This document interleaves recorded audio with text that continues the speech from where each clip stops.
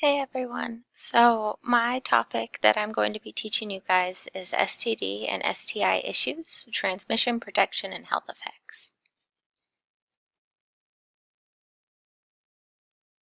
So STD or STIs are sexually transmitted diseases or infections. It's more common now to see STI than STD, but most of the sites that I visited had both on there, and they're transmitted from one person to another through intimate or sexual contact.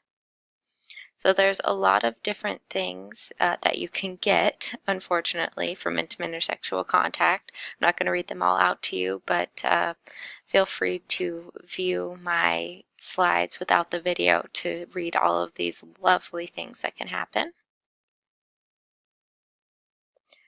So STDs and STIs are infections. They're passed between people, and it's when you have intimate or sexual contact without protection.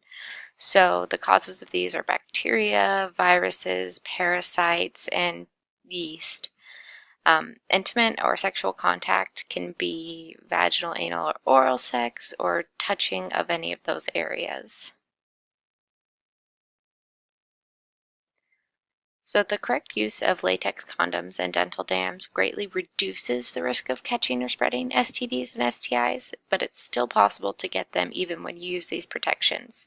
The only way to absolutely eliminate the spread of STDs and STIs is abstinence. But if you don't want to abstain, then another way to reduce your risk is to have intimate and sexual contact with one monogamous partner after you both have been tested and result is negative for any STDs or STIs. There's also another risk behavior that increases your chance of getting STDs, STIs, and that's drinking heavily, doing drugs, any kind of mind-altering substances before engaging in sex or intimate behavior.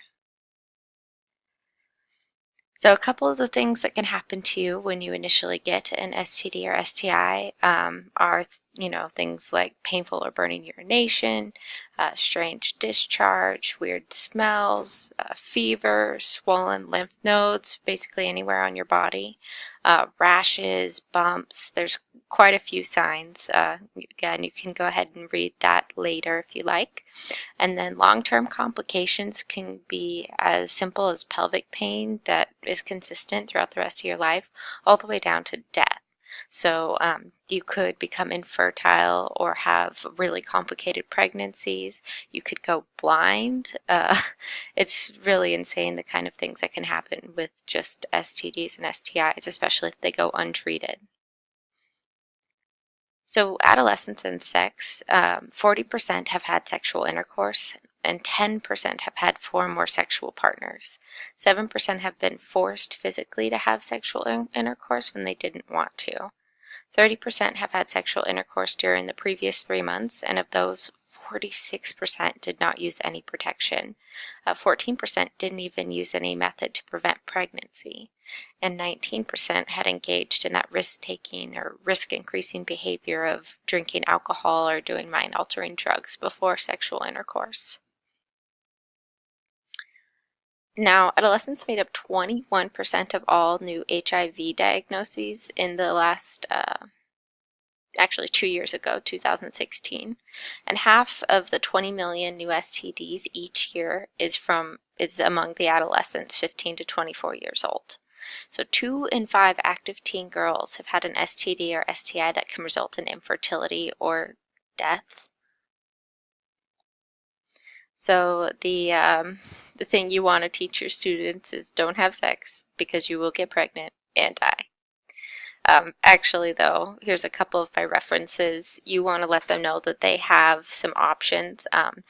The CDC has a lot of good options for where students can go to get preventative items or treatment for STDs or tests for STDs. One of the big ones that is a lot around here in California is Planned Parenthood. They can get free STD testing, free STD treatment, free pregnancy testing, free condoms, a lot of really good things for teens who don't want to talk to their parents about sex, or if they've had sex and feel like there's an issue and don't want to tell their parents about it, they can go there, no questions asked. They can say they don't want their parents to know, and they will get free treatment. So thanks for watching my video, and look forward to seeing you in a few seconds on my next one.